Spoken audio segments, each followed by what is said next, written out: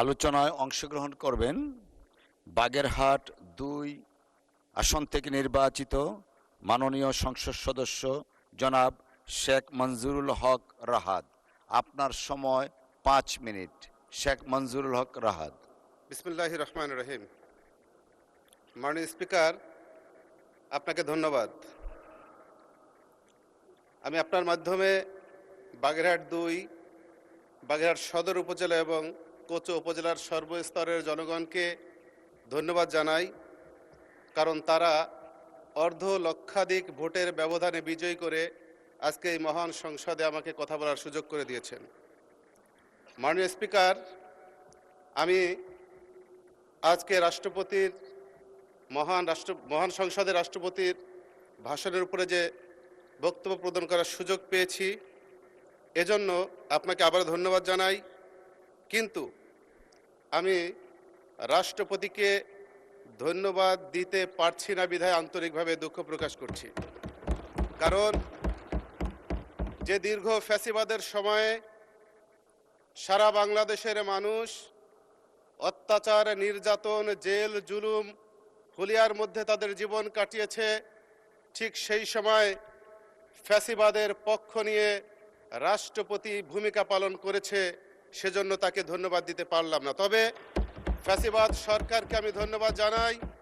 তাদের নির্যাতনের কারণে, তাদের অত্যাচারের কারণে শুধু আমি নয়, আজকে আমার মতো অনেক সংসদ সদস্য যারা এখানে উপস্থিত রয়েছেন, তারা এলাকার স্থানীয় জনসাধারণের হৃদয়ের মণিকোঠায় স্থান করে নিতে সক্ষম হয়েছেন।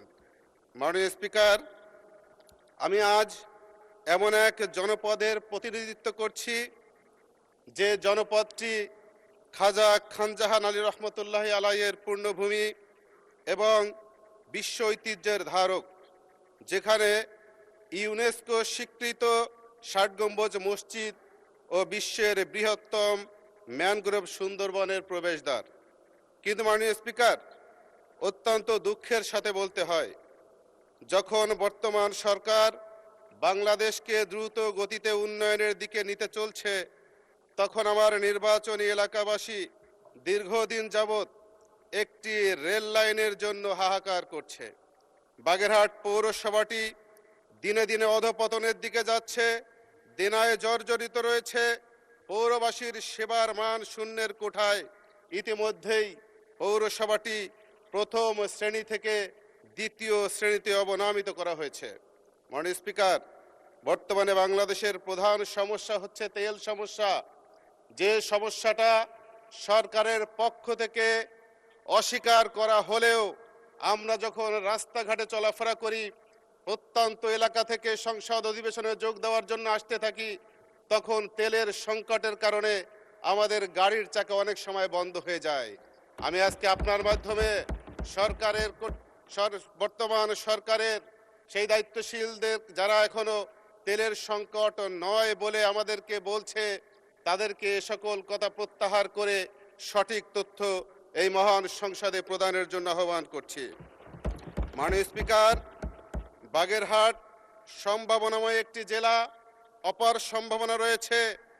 এখানে উৎপাদিত সাদা সোনাখ্যাত চিংড়ি দেশের বৈদেশিক মুদ্রার অন্যতম উৎস। আমাদের এলাকার নারিকেল ও সুপারির বিশাল বাজার রয়েছে, কিন্তু উন্নত ও সাশ্রয়ী পরিবহনের ব্যবস্থা না থাকায় আমাদের কৃষকরা ন্যায্য মূল্য থেকে বঞ্চিত হচ্ছে। সড়ক পথে পণ্য পরিবহনের খরচ এতই বেশি যে তা ক্ষুদ্র ও মাঝারি উদ্যোক্তাদের জন্য বোঝা হয়ে দাঁড়িয়েছে। তবে মাননীয় স্পিকার, সঙ্গে সঙ্গে বাগেরহাটবাসীর জন্য আনন্দের সংবাদ রয়েছে। এই মহান সংসদে বর্তমান মাননীয় সড়ক পরিবহন ও রেল মন্ত্রী মহোদয় ও বন পরিবেশ ও জলবায়ু প্রতিমন্ত্রী মহোদয় বাগেরহাটের কৃতি সন্তানের জন্য আমরা বাগেরহাটবাসী গর্বিত।